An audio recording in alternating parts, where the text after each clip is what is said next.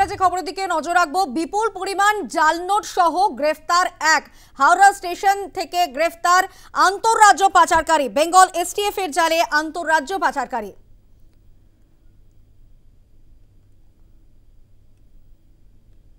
আমরা কথা বলবো, আমাদের সঙ্গে টেলিফোন লাইনে রয়েছেন আমাদের প্রতিনিধি মৌমিতা মিত্র। মৌমিতা, কি জানা যাচ্ছে? আর দেখো, একেবারে হাওড়া স্টেশন চত্বর থেকে এক আন্তঃরাজ্য পাচারকারীকে গ্রেফতার করেছে বেঙ্গল এসটিএফ এবং তার কাছ থেকে 92,000 টাকার জাল নোট উদ্ধার হয়েছে।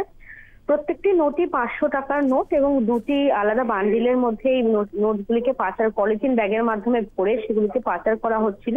মুন্না বলে 30 বছর বয়সী এক ব্যক্তি, যার বাড়ি হচ্ছে মুর্শিদাবাদের স্কুটিতে, সেই ব্যক্তিকে ইতিমধ্যেই গ্রেফতার করা হয়েছে। এবং যেটা জানা যাচ্ছে যে হাওড়া জিআরপি থানায় ইতিমধ্যে মামলা রুজু হয়েছে এবং বেঙ্গল এসটিএফ তারা গোপন সূত্রে খবর পেয়ে অভিযান চালিয়ে এই ব্যক্তিকে একেবারে হাতে নাতে গ্রেফতার করে।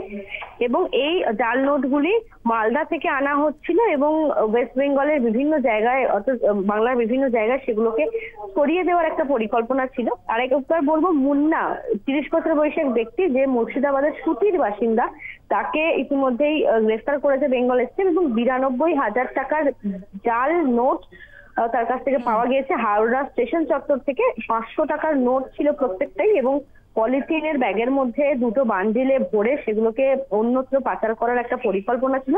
জাল নোটগুলিকে বাজেয়াপ্ত করা হয়েছে এবং এই ব্যক্তিকে এসটিএফ এর যারা আধিকারিকরা রয়েছেন তারা জিজ্ঞাসাবাদ করছেন। স্বাভাবিকভাবেই বর্ষ বরণের পরে এখনো বেশ কিছু জায়গায় উৎসবের মরশুম চলছে এবং এই আবহে এত বিপুল পরিমাণ জাল নোট উদ্ধারের ঘটনায় কিন্তু নতুন করে আবারও একটা আশঙ্কা তৈরি হয়েছে যে এই জাল নোটগুলিকে কোথায়, কোন কাজে ব্যবহার করা হতো। পুলিশ ইতিমধ্যে ওই ব্যক্তিকে জিজ্ঞাসাবাদের মাধ্যমে সেটা জানার চেষ্টা করছে।